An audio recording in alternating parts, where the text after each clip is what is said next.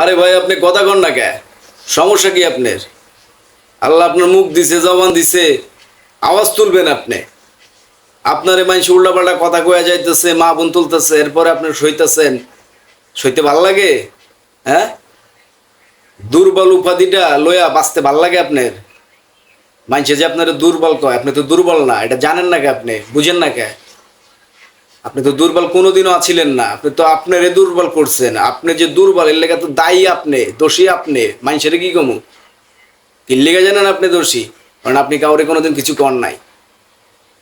কিছু কখনের সাহসও যদি দেখাইতেন তাহলে অনেক কিছু হয়ে যাইতো। এই যে কিছু কর নাই লেগে আপনারে পায়া বইছে।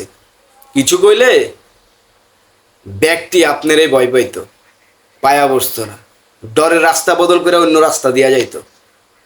আপনার আমার সমস্যা হয়েছে, আপনি আমি সহনশীল, সহিষ্ণু।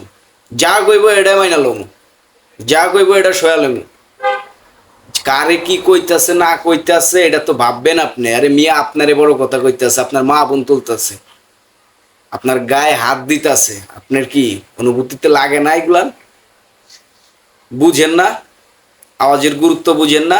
আপনার কেউ নাই, কারো লাগবেও না, কারোর প্রয়োজনও পড়বো না। যদি আওয়াজ তুলেন, আওয়াজ দেন, আপনি যে আছেন এই পৃথিবী নামক ভূখণ্ডে যে আপনি আছেন, এটা পৃথিবীবাসীরা জানান দিয়ে যাইতে হইব না? না দিয়া গেলে আপনি কেমন মানুষ? কি এর সৃষ্টি সেরা জীব হইছেন আপনি? কোনো সেরা সেরে কামই নাই আপনার ভিতরে। হ্যাঁ, দুইটা একটা কথা কইতে গেলে আপনি ডরাই যান মিয়া। বাঘ সামনে পড়লে তা ভয় পাবো না, আর আপনি মানুষের ভয়ে মিয়া গর্ত খুঁজতেছেন পালানোর। মানুষ নাই আপনি, কোনো মানুষই না। আপনারা যারা, আমরা যারা ভয় পাই, আমরা কোনো মানুষই না। ভয় পাইছি দেখে আমরা দুর্বল উপাধি কামাইছি। আরে দুর্বল উপাধি লইয়া আমরা বাঁচতেছি, আমাকে বাঁচতে ভালো লাগতেছে। কত বড় মাপের বোধাই আমরা, চিন্তা করছেন? সবাই আওয়াজ তুলেন ভাই, যে যার জায়গা থেকে। কোনোদিনও কোনো অপমান সইবেন না, কোনো অন্যায় সইবেন না। আর যদি সয়া ফেলান, সেখান থেকে বাইরে আসেন। আর যদি এটা সইতে ভালো লাগে বোধ করেন, তাহলে ভাববেন আপনি মানুষ না, আপনি অমানুষ কিংবা কাপুরুষ। বুঝছেন? কারণ কাপুরুষের কোনো বাণী নাই, বাক্য নাই।